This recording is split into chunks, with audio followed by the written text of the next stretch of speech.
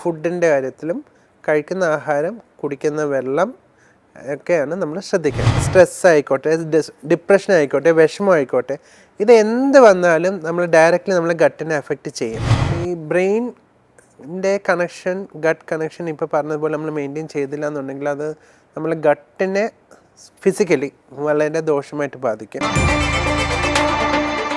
നമുക്കറിയാം നമ്മുടെ ബോഡിയിലെ എല്ലാ അവയവങ്ങളും തമ്മിൽ ഒരു കണക്ഷൻ ഉണ്ടെന്ന്.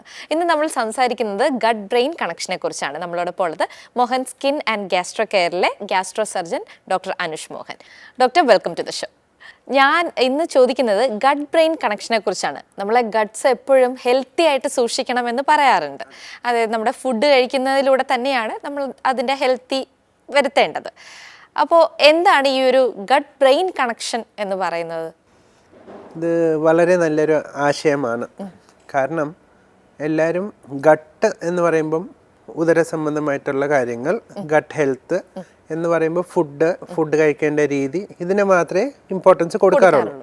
പക്ഷെ ബ്രെയിനും ഗട്ടുമായിട്ടുള്ള കണക്ഷൻ അധികം ആരും ചിന്തിക്കത്തുമില്ല, അതിനെക്കുറിച്ച് അധികം സംസാരിക്കാത്തയും ഒരു കാര്യം തന്നെയാണ്. പക്ഷേ ഓപ്പണായിട്ട് പറയുകയാണെങ്കിൽ ബ്രെയിൻ ഗട്ട് കണക്ഷൻ വളരെ ഇമ്പോർട്ടൻ്റ് ആയിട്ടുള്ള ഒരു കണക്ഷൻ തന്നെയാണ്. എന്ന് വെച്ചാൽ ഒന്നും വേണ്ട, നമ്മളൊന്ന് ആലോചിച്ച് നോക്കുമ്പോൾ നമ്മൾ കുട്ടികളായിരുന്നപ്പോഴോ അല്ലെങ്കിൽ വീട്ടിലെ കുട്ടികളോ എക്സാമിൻ്റെ അന്ന് രാവിലെ ആ കുട്ടി ഡെയിലി രാവിലെ എഴുന്നേറ്റ് ഫുഡ് കഴിക്കാൻ പറഞ്ഞാൽ കഴിക്കത്തില്ല, വോമിറ്റിംഗ് സെൻസേഷൻ കാണും, ഒരു സ്കൂളിൽ പോകുന്നതിന് മുമ്പ് ഒരു 4-5 വട്ടം ബാത്റൂമിൽ പോകും. അപ്പോൾ തന്നെ മനസ്സിലാക്കാം, അതായത് ആ ഒരു കുഞ്ഞു പ്രായത്തിൽ പോലും ബ്രെയിനിൽ ഉണ്ടാക്കുന്ന ഒരു സ്ട്രെസ് ആ ഒരു പർട്ടിക്കുലർ ഡേയിൽ പോലും ആ കുട്ടി അത് അത്രയും എഫക്റ്റ് ചെയ്യുന്നുണ്ട്.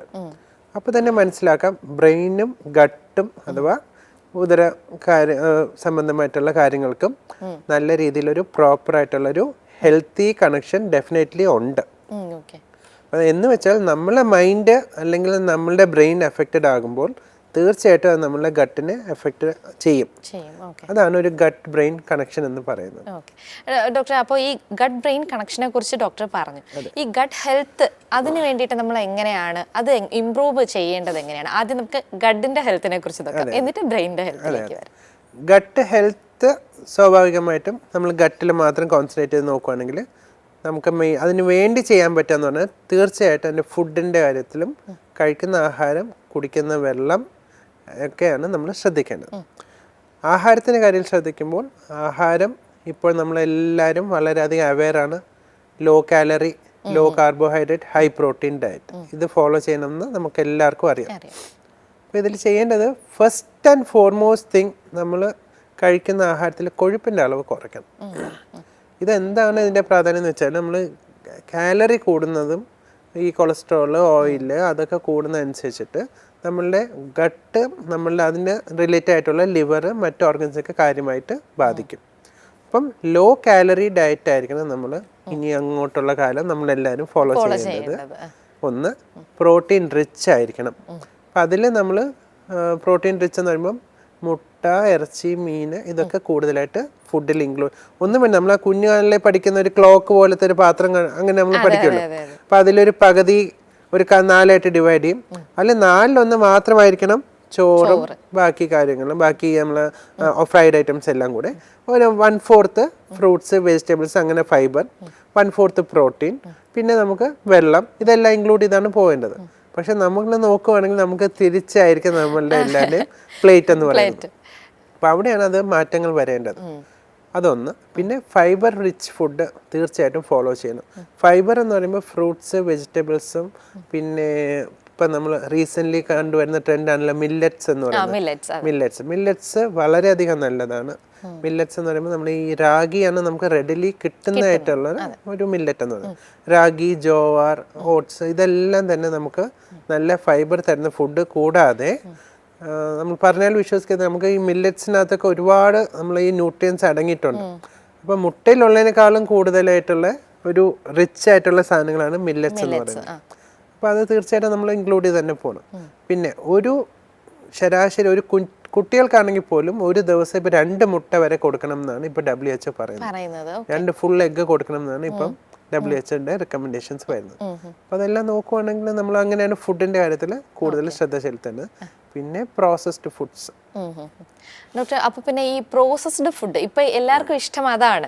ഒരു രാത്രി നൈറ്റ് ഔട്ട് പോവുക, എല്ലാവരും പോയി ഫുഡ് കഴിക്കുക, പ്രോസസ്ഡ് ആയിട്ടുള്ള ഫുഡ് കഴിക്കുക, അല്ലെങ്കിൽ യൂറോപ്യൻ ഇറ്റാലിയൻ സ്റ്റൈൽ ഫുഡ് ഒക്കെയാണ് എല്ലാവർക്കും ഇഷ്ടം. അതൊക്കെ എത്രത്തോളം നല്ലതാണ്, നല്ലൊരു ഹെൽത്തി ഡയറ്റ് ആണ് എന്നുള്ളത് ആരും ചിന്തിക്കുന്നില്ല. അപ്പോൾ എങ്ങനെയാണ് ഇത് ഗട്ട് ഹെൽത്തിന് നല്ലതാണോ അതോ എന്താണ് ഇത്, എന്നെ കുറിച്ച് ഡോക്ടറിന് എന്താണ് പറയാനുള്ളത്? ഒറ്റ കാര്യമേ ഉള്ളൂ, പ്രോസസ്ഡ് ഫുഡ്. ഇപ്പം നമ്മൾ പേഷ്യൻസ് സ്ഥിരമായിട്ട് പറയുന്നത് മാർക്കറ്റിംഗ് എന്തിനെ കുറിച്ച് ചെയ്യുന്നുണ്ടോയെന്ന്. അതായത് നമ്മളൊരു അഡ്വർടൈസ്മെൻറ്റ് കണ്ടാൽ നമ്മളത് മനസ്സിലാക്കണം, അത് നമുക്ക് ഹെൽത്തി ആയിട്ടുള്ള ഫുഡല്ല. അത്രയും സിമ്പിളായിട്ട് എടുത്താൽ മതി. അപ്പം നമുക്ക് അരിയെക്കുറിച്ചോ ഗോതമ്പിനെ കുറിച്ചോ ചീരയെക്കുറിച്ചോ ഒന്നും മാർക്കറ്റിംഗ് വരാറില്ല, മനസ്സിലായില്ലേ?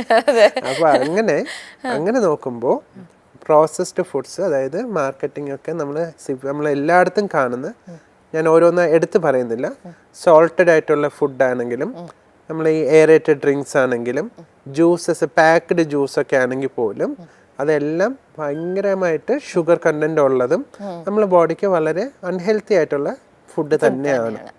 അപ്പം നമ്മൾ ഈ പ്രോസസ്ഡ് ഫുഡ്സിനേക്കാളും നമ്മൾ റോ ആയിട്ടുള്ള വീട്ടിൽ നമ്മൾ യൂസ് ചെയ്യുന്ന ഫുഡ് കഴിച്ചു കഴിഞ്ഞാൽ നമ്മളുടെ കുടലിനകത്ത് നമ്മളുടെ ഒരുപാട് ഫ്രണ്ട്സ് ഉണ്ട്, ലക്ഷക്കണക്കിന് കോടിക്കണക്കിന് ഫ്രണ്ട്സ് നമ്മൾ ഇൻഡസ്ട്രീനകത്തുണ്ട്.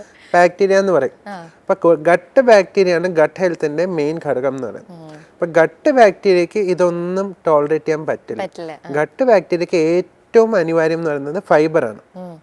നമ്മൾ ഈ ചീര, മുരിങ്ങയില, പിന്നെ ബാക്കി നമുക്ക് റെഡിലി കിട്ടുന്ന കുറേ ഫ്രൂട്ട്സ് നമ്മൾ ഈ ഡെയിലി നമ്മൾ വീട്ടിന് ചുറ്റും കിട്ടുന്ന വാഴത്തട തോരനായാലും കൂമ്പ് തോരന അങ്ങനെ കഴിച്ചു കഴിഞ്ഞാൽ നമ്മളെ ബാക്ടീരിയക്ക് ഒരുപാട് ഫുഡ് കിട്ടും.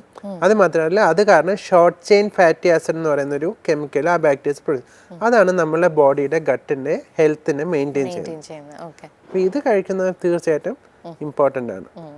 അപ്പോൾ ഗട്ട് ഹെൽത്തിനെ കുറിച്ച് ഡോക്ടർ ഒരുപാട് വാചാലനായി. നമുക്കറിയാം ഗ്യാസ്ട്രോ സർജൻ ആണ്, ഗ്യാസ്ട്രിക് ആയിട്ടുള്ള പ്രോബ്ലംസ് എല്ലാം സോൾവ് ചെയ്ത് തരുന്ന ഒരു ഡോക്ടറാണ്. പക്ഷെ ഡോക്ടർ, ഈ ഗട്ട് ഹെൽത്തുമായിട്ട് ബന്ധപ്പെട്ടായിരുന്നാലും ബ്രെയിനിന് ഒരു കണക്ഷൻ ഉണ്ടെന്ന് ഞാൻ നേരത്തെ തന്നെ പറഞ്ഞു. അപ്പോൾ ഈ ഒരു ബ്രെയിൻ കണക്ഷൻ എങ്ങനെയാണ് ഗഡുമായിട്ട് വരുന്നത്? ബ്രെയിൻ കണക്ഷൻ ഞാൻ നേരത്തെ പറഞ്ഞാൽ, സ്ട്രെസ് വന്നു കഴിഞ്ഞാൽ, അല്ലെങ്കിൽ സ്ട്രെസ് ആയിക്കോട്ടെ, ഡിപ്രഷൻ ആയിക്കോട്ടെ, വിഷമം ആയിക്കോട്ടെ, ഇത് എന്ത് വന്നാലും നമ്മൾ ഡയറക്റ്റ്ലി നമ്മളെ ഗട്ടിനെ എഫക്റ്റ് ചെയ്യും. അപ്പോൾ അത് ഒന്ന് സ്ട്രെസ് ഫ്രീ ആയിട്ട് വെക്കുക എന്ന് പറഞ്ഞാൽ, നമുക്കിപ്പോൾ നമ്മളുടെ ഒരു റുട്ടീൻ ആയിട്ടുള്ള കാര്യങ്ങൾ നമ്മളെ ബാധിക്കുന്നത് നമുക്കൊന്നും ഒഴിവാക്കാൻ പറ്റുന്ന കാര്യങ്ങളല്ല. പക്ഷെ നമുക്ക് ചില കാര്യങ്ങൾ നമുക്ക് ശ്രദ്ധിക്കാൻ പറ്റും. അതായത് നമ്മളിപ്പോൾ ഒരു ജോലി സ്ഥലത്ത് പോകുന്നു, അവിടെ ഒരു സ്ട്രെസ് വന്നു, ആ സ്ട്രെസ് നാച്ചുറലി നമ്മളെ ബ്രെയിനിനെ എഫക്റ്റ് ചെയ്യും. അത് സ്വാഭാവികമായിട്ട് നമ്മൾ ഗട്ടിനെ എഫക്റ്റ് ചെയ്യും, ഗട്ടിൻ്റെ ഹെൽത്തിനെ എഫക്റ്റ് ചെയ്യും, ഗട്ടിൻ്റെ ഹൃദയത്തിനെ എഫക്റ്റ് ചെയ്യും. അപ്പോൾ അത് നമുക്ക് പ്രോബ്ലി നമുക്കൊന്നും ഹെൽപ്പ് ചെയ്യാൻ പറ്റുന്ന, നമുക്ക് ജോലിക്ക് പോകാതെ വീട്ടിനകത്തിരിക്കാൻ പറ്റില്ല. വീട്ടിനകത്തിരുന്നാൽ അതിനേക്കാളും വേറെ സ്ട്രെസ് വേറെ വരും. അപ്പോൾ അതുകൊണ്ട് അത് നമുക്ക് പ്രിവെൻറ്റ് ചെയ്യാൻ പറ്റില്ല. പക്ഷേ സ്ട്രെസ്സിൻ്റെ അളവ് നമുക്ക് കൺട്രോൾ ചെയ്യാൻ പറ്റണം. അതായത് നമ്മൾ ചെറിയ ചെറിയ കാര്യങ്ങൾക്ക് പോലും അങ്ങേയറ്റം വരെ പോയി ടെൻഷൻ അടിക്കുവാണെങ്കിൽ അത് കാരണമുള്ള GI സിംറ്റം, അതായത് ഗ്യാസ്ട്രോ റിലേറ്റഡ് ആയിട്ടുള്ള പ്രോബ്ലംസിനെ അവിടെ നമ്മൾ ട്രീറ്റ് ചെയ്തിട്ട് കാര്യമില്ല. നമ്മൾ റൂട്ട് കോസിനെ തന്നെ നമ്മൾ ട്രീറ്റ് ചെയ്യണം. എന്ന് വെച്ചാൽ സ്ട്രെസ്സ് നമ്മൾ നല്ല രീതിയിൽ കൺട്രോൾ ചെയ്യണം. അപ്പോൾ അതിന് നമുക്ക് യോഗ, മെഡിറ്റേഷൻ എന്നീ കാര്യങ്ങളൊക്കെ ഒരു പരിധി വരെ ഹെൽപ്പ് ചെയ്യും. ഒന്ന്. രണ്ട്, നല്ല ഉറക്കം കിട്ടണം. ഉറക്കം കിട്ടണം എന്ന് വെച്ചാൽ നമ്മൾ ആ മൈൻഡ് റിലാക്സ്ഡ് ആകും വിധം ഉറക്കം കിട്ടണം. എന്ന് വെച്ചാൽ നമ്മൾ ഉറങ്ങുന്നതിന് തൊട്ട് മുമ്പ് നമ്മൾ ടീയോ കോഫിയോ എന്നീ കാര്യങ്ങളൊക്കെ ഒഴിവാക്കണം. ഇതൊക്കെ നമ്മളെ ബ്രെയിനെ സ്റ്റിമുലേറ്റ് ചെയ്യുന്ന സാധനങ്ങൾ. അപ്പോൾ അത് സ്റ്റിമുലേറ്റ് ചെയ്യുന്ന ഒരു പാനീയം അല്ലെങ്കിൽ കോഫി കുടിച്ചിട്ട് കിടന്നുറങ്ങി നമ്മളെ ഗട്ട് റിലാക്സ്ഡ് നമ്മളെ ബ്രെയിൻ റിലാക്സ്ഡ് ആവത്തില്ല. അപ്പോൾ അവർ പറയുന്നത് ഒരു 8 hours മുമ്പേ ലാസ്റ്റ് കോഫി കുടിക്കാൻ പാടുള്ളൂ. ഒരു ചായ കുടിക്കുന്നില്ല 6 hours ബിഫോർ സ്ലീപ്പ് ചായ കുടിച്ച് കഴിയണം. ഒരു 3 hours മുമ്പെങ്കിലും ഫുഡ് കഴിച്ച് കഴിയണം. 3 hours കഴിഞ്ഞ് മീൻസ് ഒരു ഗ്യാപ്പ് ഇട്ടിട്ടേ ഫുഡ് കഴിച്ചിട്ടേ കിടക്കാൻ പാടുള്ളൂ. അങ്ങനെയൊക്കെ പറയുന്നുണ്ട്. അപ്പോൾ ഇതെല്ലാം വളരെ വളരെ ചെറിയ ചെറിയ ഇമ്പോർട്ടൻ്റ് ആയിട്ടുള്ള ടിപ്സാണ്. അപ്പോൾ ഈ കാര്യങ്ങളൊക്കെ നമ്മൾ നല്ലൊരു സൗണ്ട് സ്ലീപ്പ് കിട്ടാനും സ്ട്രെസ് ഒഴിവാക്കാനും പിന്നെ നമ്മൾ ബാക്കി യോഗ, മെഡിറ്റേഷൻ വഴിയൊക്കെ പോയി ഒരു നല്ലൊരു ലെവൽ വരെ നമ്മൾ ട്രൈ ചെയ്തിട്ട് കിട്ടിയില്ലെങ്കിൽ ചിലപ്പോൾ നമുക്കൊരു കൗൺസിലിംഗ് തന്നെയൊക്കെ എടുത്ത് സ്ട്രെസ് കൺട്രോൾ ചെയ്യുന്നതിൻ്റെ ഒരു രീതിയിലുള്ള വിഷമോ തെറ്റോ ഇല്ല. അപ്പോൾ അത് അങ്ങനെ വിചാരിക്കേണ്ട കാര്യം. അപ്പോൾ അങ്ങനെയാണ് നമ്മൾ ബ്രെയിൻ ഹെൽത്ത് മെയിൻറ്റെയിൻ ചെയ്തിട്ട് അതുവഴി നമുക്ക് ഗട്ട് ഹെൽത്തിലേക്ക് കോൺസെൻട്രേറ്റ് ചെയ്യാൻ പറ്റും. ഈ ഗട്ട് ബ്രെയിൻ കണക്ഷൻ ഇതൊന്ന് മെയിൻറ്റെയിൻ ആയില്ല എന്നുണ്ടെങ്കിൽ വേറെ എന്തൊക്കെ പ്രശ്നങ്ങളാണ് നമുക്ക് വരുന്നത്? എന്തൊക്കെ രോഗങ്ങളായിരിക്കും നമുക്ക് വരാനുള്ള ഒരു ചാൻസ് ഉള്ളത്? ഈ ബ്രെയിനിൻ്റെ കണക്ഷൻ, ഗട്ട് കണക്ഷൻ ഇപ്പോൾ പറഞ്ഞതുപോലെ നമ്മൾ മെയിൻറ്റെയിൻ ചെയ്തില്ല എന്നുണ്ടെങ്കിൽ അത് നമ്മൾ ഗട്ടിനെ ഫിസിക്കലി വളരെ ദോഷമായിട്ട് ബാധിക്കും. ഒന്ന്, നമ്മൾ ഈ അസിഡിറ്റി എപ്പോഴും ഹൈ ആയിരിക്കുന്ന ഒരു സിംറ്റം ആയിട്ട് വരും. അപ്പോൾ അത് കാരണം അസിഡിറ്റി, നെഞ്ചരിച്ചിൽ, പുളിച്ചു തേട്ടൽ അങ്ങനെയുള്ള പ്രോബ്ലംസ് ഒക്കെ വരാം. അപ്പോൾ ഇത് പിന്നെയും തുടർന്ന് കൺട്രോൾ ചെയ്തില്ല എന്നുണ്ടെങ്കിൽ അത് കാലക്രമേണ നമുക്കത് വലിയ രീതിയിൽ ഡാമേജ് ഉണ്ടാക്കി വയറിനകത്ത് അൾസറോ ഇൻഡസ്റ്റൈനകത്ത് അൾസറോ മോഷൻ പോകുമ്പോൾ ബ്ലഡ് പോകാനോ അങ്ങനെയൊക്കെയുള്ള രീതിയിൽ നമ്മൾ കോൺസ്റ്റിപ്പേഷൻ, മലബന്ധം അങ്ങനെയൊക്കെ വന്നിട്ട് നമ്മൾ മോഷനിൽ കൂടെ ബ്ലഡ് പോകുന്ന സാഹചര്യങ്ങളൊക്കെ വരാം. കാലക്രമേണ അസിഡിറ്റി കൺട്രോൾ ചെയ്യാതിരുന്നാൽ അത് നമുക്കൊരു ക്യാൻസർ വരെ ആകാനുള്ള സാധ്യതയൊക്കെ ഉണ്ട്. അപ്പോൾ അത് തീർച്ചയായിട്ടും നമ്മളെ വലിയ രീതിയിൽ ദോഷം ചെയ്യും. ഓക്കെ, അപ്പോൾ ഗട്ട് അല്ലെങ്കിൽ ബ്രെയിൻ അല്ലെ, ഇത് രണ്ടും തമ്മിലുള്ള ഒരു കണക്ഷനെ കുറിച്ചും ഇത് എങ്ങനെ ആരോഗ്യകരമായി കൊണ്ടുപോകാം എന്നതിനെ കുറിച്ചും ഒക്കെ ഡോക്ടർ നമ്മളോട് സംസാരിച്ചു. Anyway thank you doctor. മറ്റൊരു കണ്ടന്റുമായിട്ട് വീണ്ടും എത്തുകയല്ലേ. അതെ, താങ്ക് യു.